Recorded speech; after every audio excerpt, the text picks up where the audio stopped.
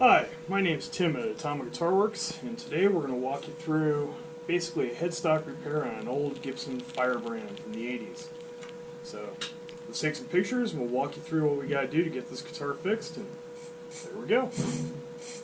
Here's the back of the headstock, and you can see where the brake is, I hope. Twist it around here a little bit for you. It is open, it's moving, and it's on an old brake. So this is something we're going to have to do a little bit of wood removal and a little bit of touch up and repair after we get everything done. Here's the brake. And it's actually a pretty serious one. It may not look like much right now. It might look like it's glued, but it's actually not. It's actually moving. So first thing we're going to do is disassemble it and show you what goes on from there. Through the magic of YouTube, it's disassembled. And I can actually show you now, by flexing this, how much this is actually moving. It's moving quite a bit. The good news is this is not all the way through to the truss rod, but it's still quite deep, and it's pretty nasty all the way around.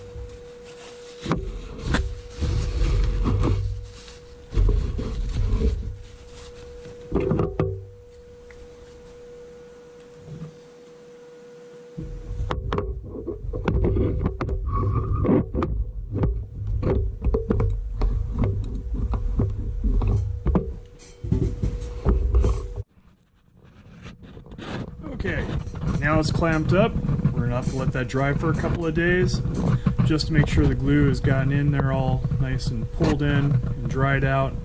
That way we can start the next step, which is actually doing the splinting technique that's pretty old, that was taught to me a long time ago to help with these weird shallow breaks.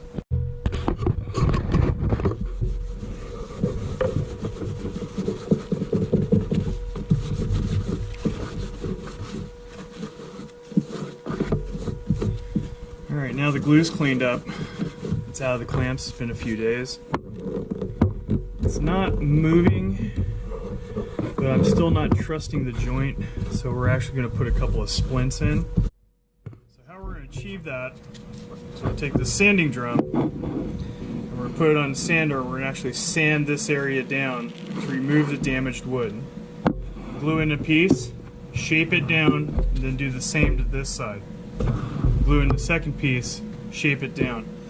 And hopefully that'll take care of all the damaged material. That way the headstock will be as strong as it needs to be to hold up against string tension.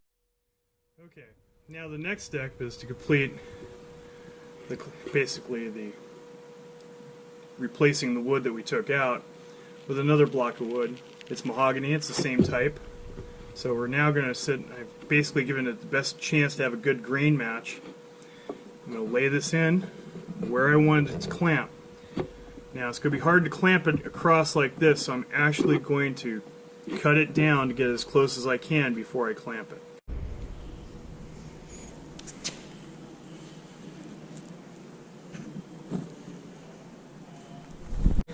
Now we're in the sealing process. We're going to go ahead and sand this down and get it ready for some coloring and blending in.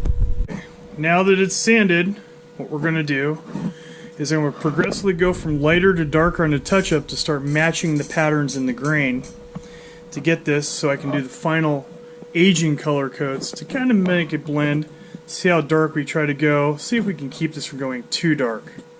Will it explode? And the second thing I want to know is, if it does explode, will it put out fire?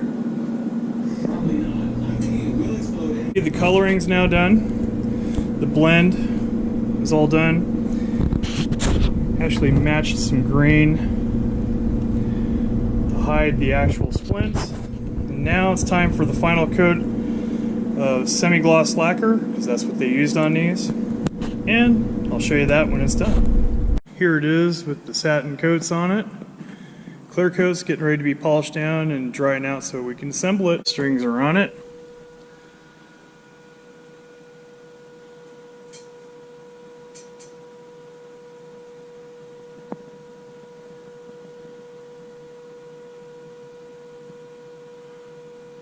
Picture of the repair.